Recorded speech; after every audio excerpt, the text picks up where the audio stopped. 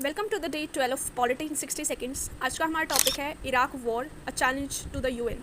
तो जो Iraq war थी वो 2003 में हुई थी, जिसमें जो यूएस है उसने इराक पे इन्वेड किया था। और what was the reason for that? बाहर के लोगों को उन्होंने ये बताया कि ये जो इराक है उसके पास वेपन्स ऑफ मास डिस्ट्रक्शन है, which was a great threat to a region. And second reason बताया कि टेररिस्ट ऑर्गेनाइजेशन है जैसे कि अलकायदा ग्रुप, वो भी इराक के साथ लिंक है। लेकिन जो हमारा यूएस है उसने बाहर के लोगों को तो ये बताया, लेकिन उसका इंटरनल रीज़न क्या था, जिसका मेन मकसद क्या था यूएस का? वो वहाँ के जो सद्दाम हुसैन थे जो कि डिक्टेटर थे, वो उसको हटाना चाहते थे। क्योंकि एक डॉक्यूमेंट लीक हुई है जिसमें पता लगा है कि जो सद्दाम हुसैन है वो हमारी जो इराक है 5th ऑयल प्रोड्यूसिंग कंट्री है, वो ऑयल को इंस्टेड ऑफ डॉलर्स यूरोज़ में सेल करना चाहते थे। तो यूएस को लगा कि this would weaken the power of the dollar in the world. That's why उन्होंने इराक पर बाहर के लोगों को तो और यूएन सिक्योरिटी काउंसिल को ये बताया कि जो इराक है उसके पास न्यूक्लियर पावर है। लेकिन जब वॉर एंड हुई तो तब पता चला कि कोई भी न्यूक्लियर पावर नहीं था वहाँ पे।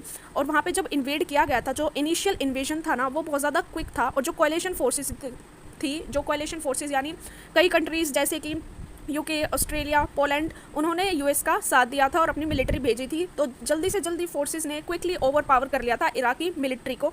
लेकिन उसके कॉन्सिक्वेंसेस क्या हुए थे हमारे इराक पे? हाई कॉस्ट ऑफ कैजुअलिटीज़ हुई थी यूएस की और इराकी फोर्स दोनों की। ये नहीं हुआ था कि जो कंप्लीट कैजुअलिटीज़ थी वो इराकी फोर्स में हुई थी, दोनों ही फोर्सेस में कैजुअलिटीज़ हाई लेवल पे हुई थी।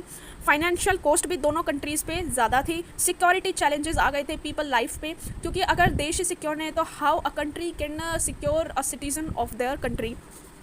जो सिक्योरिटी चैलेंजेस आ गए थे, पॉलिटिकल और सोशल इम्पैक्ट आ गया था। एक रिपोर्ट आती है जो कि वाटसन इंस्टीट्यूट से आती है, जिसमें पता लगता है कि इस वॉर की वजह से एक लॉन्ग लास्टिंग इफेक्ट पड़ा था वहाँ के पॉलिटिकल सिस्टम पे और इकोनॉमिक पे।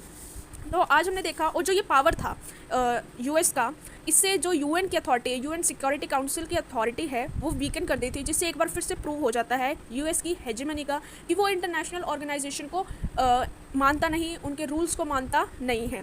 और जो ये जिस यूएस ने इन्वेड किया था इराक पे, इसको ऑफिशियली नेम दिया गया था एज ऑपरेशन इराकी फ्रीडम, जो कि मार्च 2003 में स्टार्ट किया गया था। तो आज हमने सीखा कि जो बड़ी बड़ी कंट्रीज़ हैं आफ्टर द इंडिपेंडेंस, जैसे कि हमारी जो यूएस थी, उसने यूएन सिक्योरिटी काउंसिल के रूल्स को फॉलो नहीं किया, जिसकी वजह से हमारी यूएन की अथॉरिटी वो कम हो गई थी। और जिससे क्या पता लगता है, यूएस का यूनिलैटरिज्म मतलब हेजेमनी स्टार्ट हो चुकी थी और यूएस की हेजेमनी बाकी कंट्रीज़ को बहुत ज़्यादा इफेक्ट कर रही थी।